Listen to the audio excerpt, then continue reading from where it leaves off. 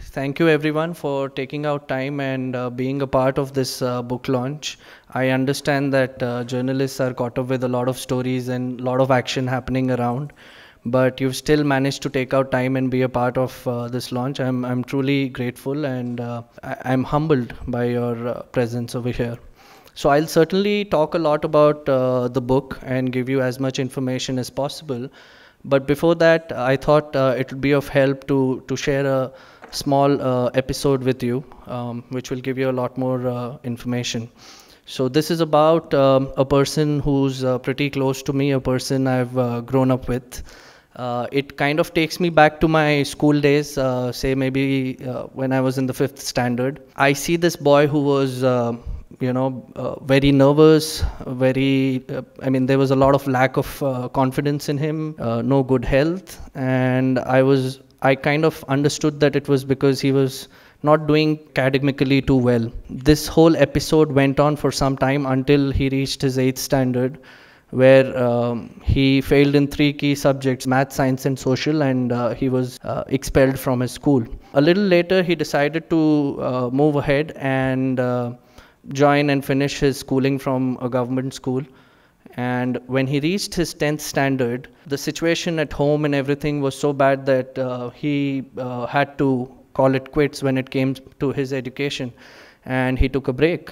He could not continue his studies from there on.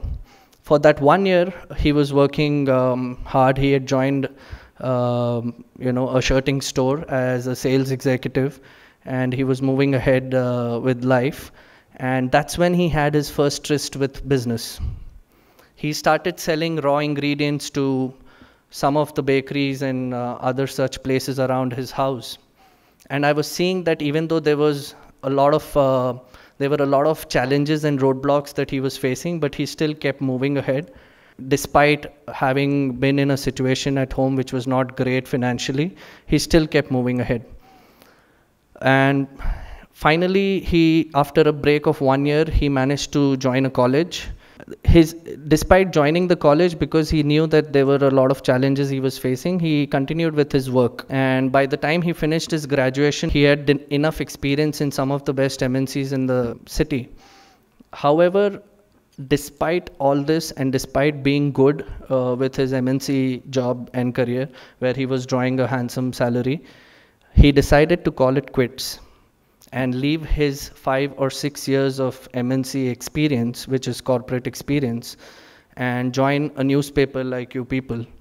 He decided to become a sub-editor with one of the leading newspapers just because he wanted to write.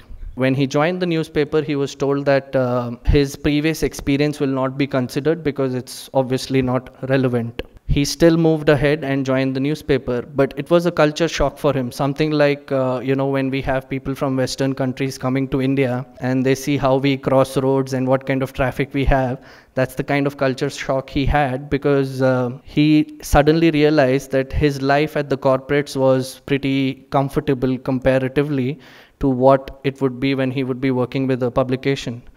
And there were no offs, Sundays were still working days for them, and he was used to a 5-day week, and publications would work up till even 2 a.m. in the morning. So all this was a culture shock for him, and he didn't really know what to do, but he wanted to write. Now, being a sub-editor, he didn't really have a lot of options to actually explore this side of writing of his. So again, a big roadblock, and he didn't know what to do next. He then decided to write an article on his own and submit it to the management. He took some time, a couple of months, made some changes in the article, and finally put all his energies together to submit an article to the management of the newspaper. Luckily, they liked the article, and they told him that they would be happy to publish it. And it got published. That was for the first time he saw his name in the byline, and that was really exciting for him, and he knew that writing is something that he wants to continue doing.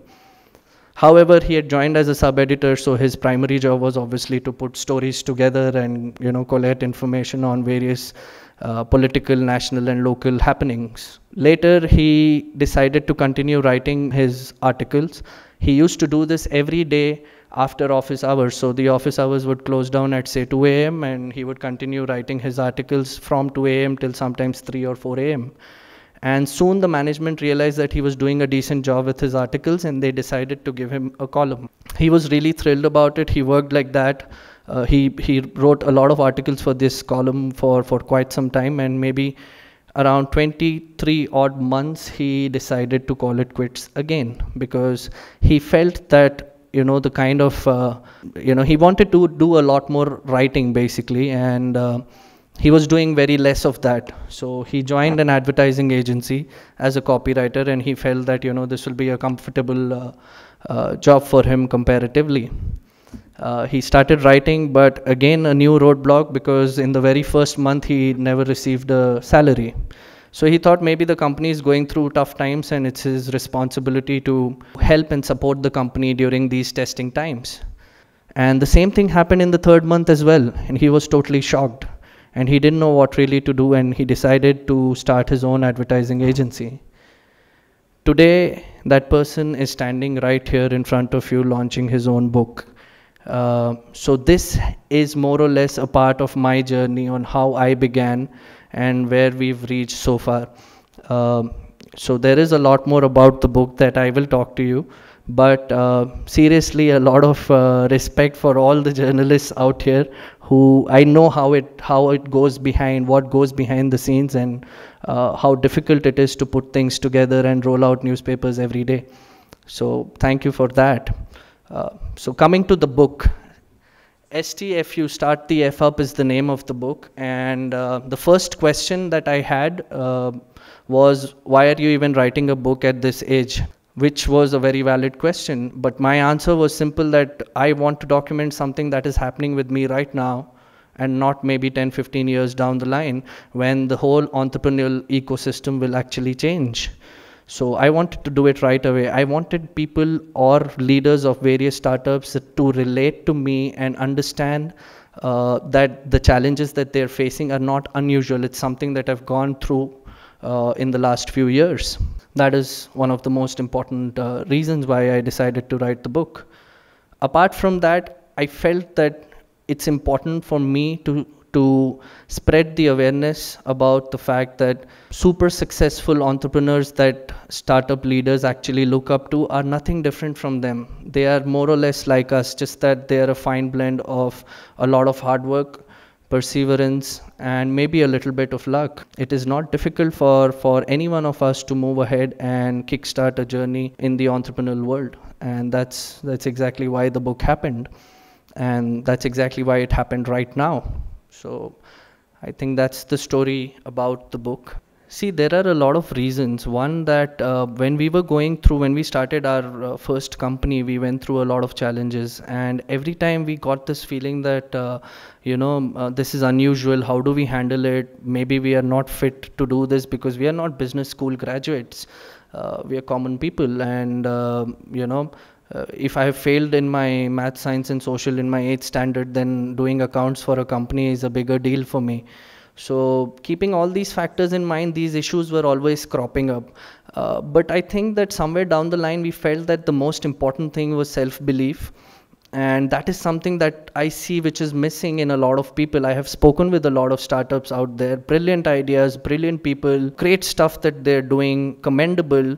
But what is missing is self-belief. And I thought that, maybe a book which can inspire them and motivate them and put them to a phase where, they start believing more in themselves will be a good idea. And it will also be a reference check for us. It will also be a document that we will be looking at down the line. So I think that's what made me write the book. The book certainly is not a preachy book. It's not something where I'm saying that I've given certain solutions to some problems and you follow this and your company will transform in the next 60 days. We're not looking at doing that. That's never been the agenda. The main aim behind the book is to make people understand that they need to get their hands dirty. They need to dig down for information, and it is them who can help themselves best. and they need to have a good amount of self-belief. That was the main reason to write the book and spread the awareness that you don't need to have some great business school degrees to actually start a business. You need to have a lot of enthusiasm, a lot of passion for what you're doing, and if you have that, then you're more or less on the right track and you will meet success someday. There were a lot of titles that I'd written down, and I was thinking what could be the most apt title, but the problem is that when you become a leader of a startup organization, it's important for you to be aggressive. And if you're just sitting around and not really getting your hands dirty and doing something worthwhile, it's not going to be of great help. I wanted the title to be aggressive, one, and second, that the kind of people we are talking to are youngsters. We are not talking to people who are really old in terms of the target audience for the book, because Hyderabad is bustling with a lot of startup, and India as a country itself is bustling with a lot of startups. I just read the news today that we are number 3 in terms of startup base as on today in the world as a country. So that's a big deal for us, and a lot of these startups have been they've been run by youngsters. So I wanted a title which connects with them, a title which is interesting. I didn't want it to be so to say a boring title, something that makes people read the book. That was the idea.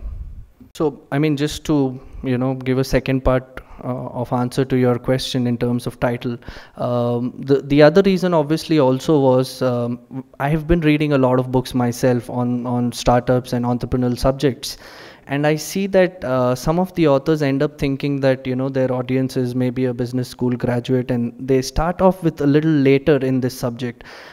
This book, however, starts from the word go. It doesn't start from somewhere else in between. So if you look at the name of the chapter, the very first chapter is Start Up or Down, but Why? This chapter talks about why do you want to start in the first place? What is your purpose behind it? And that's where it starts from.